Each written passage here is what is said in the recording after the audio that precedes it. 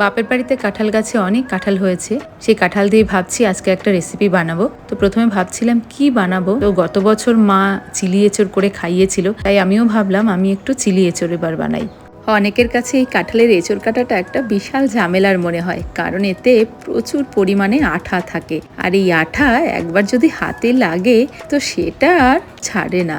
আর সেজন্য আমি হাতে বেশ খানিকটা সর্ষের তেল ভালোভাবে মেখে নিয়েছিলাম। তাছাড়াও থোড়, মোচা, কচুরলতি, ডুমুর এসব সবজি কাটার সময় হাতে একটু সর্ষের তেল মেখে নেবেন, তাহলে আর হাত কালো হবে না। নিজের বাড়ির গাছের কাঁঠাল বলে কথা, এত ফ্রেশ তাজা কাঁঠাল, সেটার স্বাদ নিশ্চয়ই বাজারের কাঁঠাল থেকে কিছুটা হলেও বেটার হবে। এঁচড়ের টুকরোগুলোকে এভাবে ছোট ছোট করে পিস করে কেটে কুকারে 1 চামচ নুন দিয়ে মিনিট 2-2.5 মতো সিটি দিয়ে সেদ্ধ করে নামালাম। এবার এঁচড়গুলো থেকে ভালো করে জল ঝরিয়ে নিতে হবে। এঁচড়গুলো যেহেতু ভীষণ গরম ছিল, তাই আমি একটু চামচের সাহায্যে এভাবে আস্তে আস্তে স্ম্যাশ করে নিচ্ছি। একটু ঠান্ডা হলে আমি হাত দিয়ে চটকে সেটাকে ভালোভাবে মথে নেব।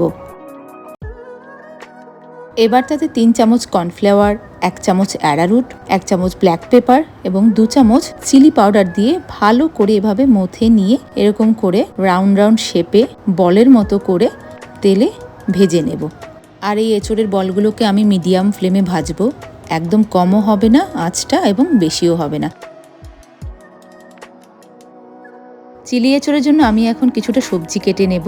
বাজারে লাল, হলুদ, সবুজ অনেক ধরনের ক্যাপসিকাম পাওয়া যায়, তো আমি হলুদ আর সবুজটাই পেয়েছিলাম, তাই এটা একটু কেটে নিলাম। পেঁয়াজ এভাবে টুকরো করে কেটে নেব, আর সাথে আদা এবং রসুনও কুচি করে নেব।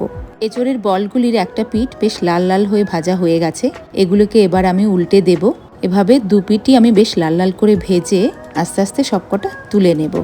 বাজারে প্রচুর লাল লঙ্কা পাওয়া যাচ্ছে বা রেড চিলি পাওয়া যাচ্ছে, এগুলো একটু কেটে নিলাম। এবার কড়াইতে তেল গরম করে তাতে আদা কুচি, রসুন কুচি, বড় বড় করে কাটা পেঁয়াজ, ক্যাপসিকামগুলো দিয়ে ভালো করে একটু নেড়েচেড়ে ভেজে নিলাম। এবার তাতে পরিমাণ মতো soya sauce, chilli sauce, tomato sauce, ফালি করে কেটে রাখা কাঁচা লঙ্কা এবং ভেজে রাখা এঁচড়ের বলগুলো আমি একে একে সব দিয়ে স্বাদ মতো নুন এবং মিষ্টি দিয়ে ভালো করে একটু নেড়েচেড়ে অল্প করে কষিয়ে নেব।